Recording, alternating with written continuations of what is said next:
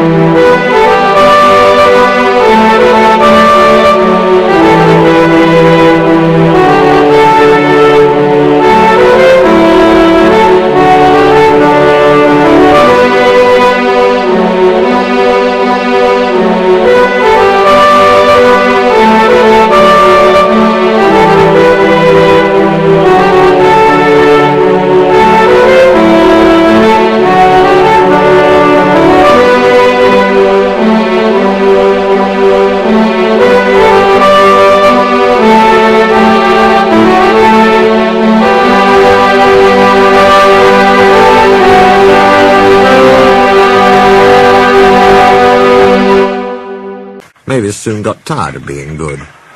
"Why shouldn't I go on Toby's line?" she grumbled. She started making plans. At the top station, the siding arrangements were awkward. To put trucks where Toby wanted them, Mavis had to go backwards and forwards, taking a few at a time. "If," she suggested to her driver, "we used the teeniest bit of Toby's line, we could save all this bother." Her driver, unsuspicious, spoke to the manager, who allowed them to go as far as the first level crossing. Mavis chuckled, but she kept it to herself. Frost hindered work in the quarry, but a thaw made them busy again. More trucks than ever were needed. Some trains were so long that Mavis had to go beyond the level crossing. This gave her ideas, and a chance to go further down the line without it seeming her fault. "Can you keep a secret?" she asked the trucks. Yes, they chattered. "Will you bump me at the level crossing and tell no one I asked you?" The trucks were delighted and promised. It was unfortunate that Toby should have arrived while Mavis was elsewhere, and decided to shunt them himself. They reached the level crossing, and Toby's brakes came on. This was the signal for the trucks. On, they yelled, giving him a fearful bump. His driver and fireman, taken unawares, were knocked over in the cab, and before they could pick themselves up, Toby was away, with the trucks screaming and yelling behind him. What none of them realized was that with the warmer weather, melted snow from the mountains had turned a quiet stream into a raging torrent, and that the supports of the bridge they were approaching had already been undermined. Toby and his crew saw it together. The bridge vanished before their eyes, leaving rails like tightrope stretched across the gap. "Beep, beep, beep," whistled Toby. His driver, still dazed, fought for control. Shut regulator, reverser hard over, full steam against the trucks. "Hold 'em, boy, hold 'em, it's up to you." Nearer and nearer they came. Toby whistled despairingly. Though their speed was reduced, braking was still risky. But it was all or nothing now. The driver braked hard. Toby went into a squealing slide, groaned fearfully, and stopped, still on the rails, but with his wheels treading the tightrope over the abyss. Mavis was horrified. She brought some men who anchored Toby with ropes, while she pulled the trucks away. Then she ran to the rescue. "Hold on, Toby," she tooted. "I'm coming." Ropes were fastened between the two engines.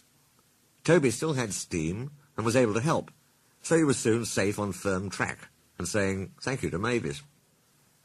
"I'm sorry about the trucks," said Mavis. "I can't think how you managed to stop them in time."